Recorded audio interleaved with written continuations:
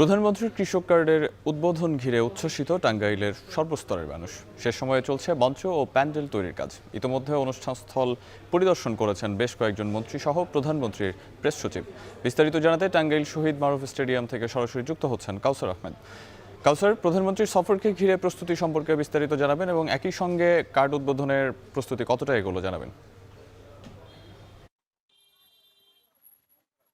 সাহাব এখন Tangail stadium lock করে রেখেছে। যারা গোয়েন্দা ইউনিটের সদস্য যারা রয়েছেন তারা এখন ডগ স্কোয়াড টিম সহ বিভিন্ন ইউনিটের সদস্যরা তারা এই স্টেডিয়াম পরিদর্শন করেছেন। আর এদিকে ব্যাপক নিরাপত্তা জোরদার করা হয়েছে, প্রায় 4 স্তরের নিরাপত্তা জোরদার করা হয়েছে। সেই টাঙ্গাইলের গোড়াই থেকে শুরু করে টাঙ্গাইল শহর পর্যন্ত বিভিন্ন ইউনিটের সদস্য যারা রয়েছে, যে সমস্ত স্থান সন্দেহ হচ্ছে সেগুলোই তারা বিভিন্ন মাধ্যমে যাচাই বাছাই করছেন। আর এদিকে আমরা যতটুকু জানতে পেরেছি কৃষি অফিসের মাধ্যমে, তারা বলছেন যে টাঙ্গাইলের গারিন্দার সুরুজ ব্লকে 1453 জন কৃষক রয়েছেন। সেই প্রথম ধাপে সেই 1453 জন কৃষকের মাধ্যমে কৃষি কার্ড হস্তান্তর করা হবে। আর এছাড়াও প্রধানমন্ত্রী 15 জন কৃষকের মাধ্যমে সেই কার্ড হস্তান্তর করে উদ্বোধন করবেন। আমরা দেখেছি যে সকাল থেকে বেশ কয়েকজন মন্ত্রী, প্রতিমন্ত্রী, জেলা প্রশাসন সহ ঊর্ধ্বতন কর্মকর্তা যারা রয়েছেন তারা এখানে পরিদর্শন করেছেন, তারা দেখভাল করছেন। আর এছাড়াও আমরা আরেকটি বিষয় লক্ষ্য করেছি যে আগামীকাল